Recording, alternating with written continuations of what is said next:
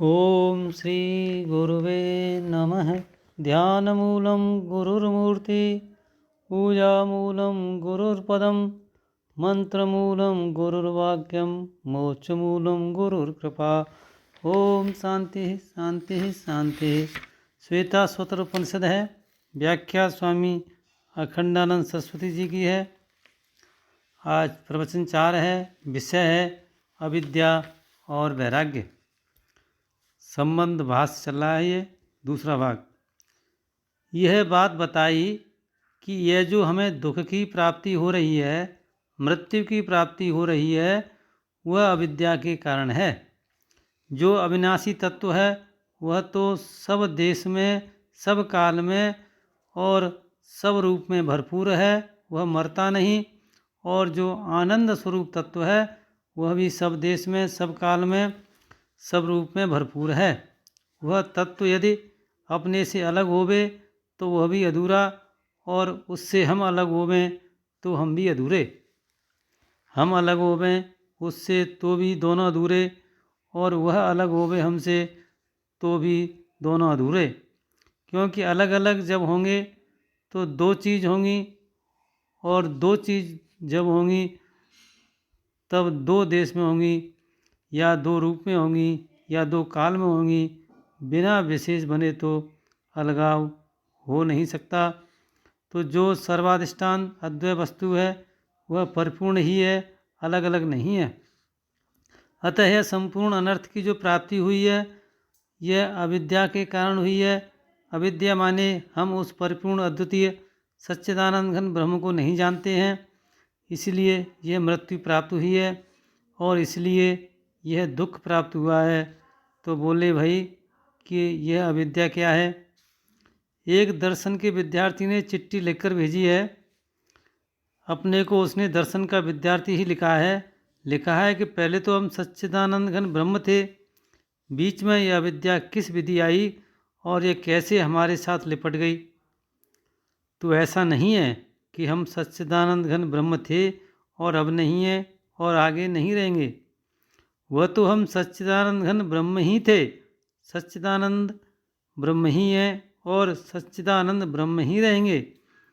यह थे, हैं और रहेंगे, यह देह में मैं होने के कारण बोलना पड़ता है, नहीं तो थे, हैं और रहेंगे यह काल की गणना करने की कोई ज़रूरत नहीं है। अविद्या का अर्थ होता है कि इसी समय, इसी स्थान पर और इसी रूप में बैठे हुए हम जो अपने को ब्रह्म नहीं जान रहे हैं, यह अपने को ब्रह्म न जानना ही अविद्या है। बोले पहले तो जानते होंगे। नहीं, यदि सोचने लगो कि वह पहले क्या था तो वह भी अज्ञान से ही कल्पित है। क्योंकि यह जो पहले पीछे का भेद होता है वह अविद्या से ही कल्पित होता है।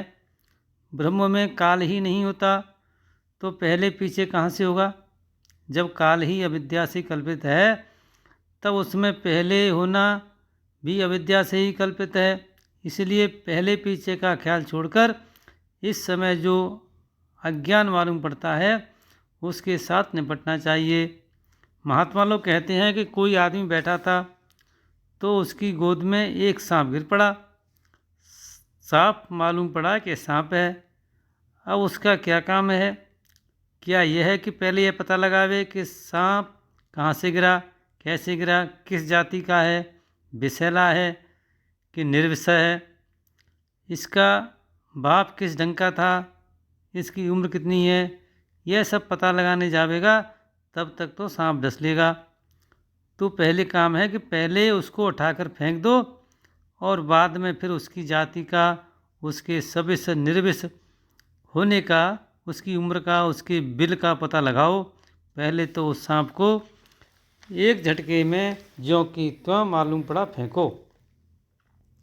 अब कहो कि नहीं हम तो पता लगा कर ही छोड़ेंगे, तो उनसे यह पूछ लो कि भूतकाल जो है उसकी आद में तुम्हारी बुद्धि पहुंच सकती है। भूत का भूत, उसके पहले, उसके पहले, उसके पहले कभी तुम्हारी बुद्धि को विश्राम मिलेगा। बोले भविष्य जो है सो भी अनंत है, उसके बाद, उसके बाद, उसके बाद इसका कहीं अंत मिलेगा। तो न भूत की आदि मनुष्य की बुद्धि को प्रत्यक्ष है और न भविष्य का अंत मनुष्य की बुद्धि को प्रत्यक्ष है।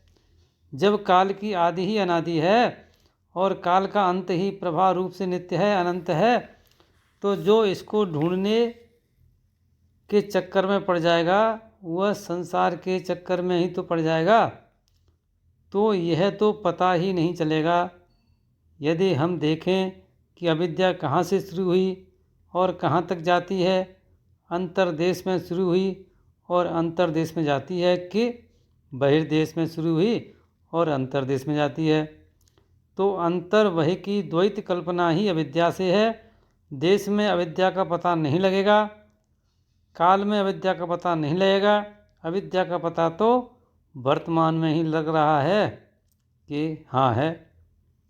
इसको विराम देते हैं भगवान। ओम शांति शांति शांति।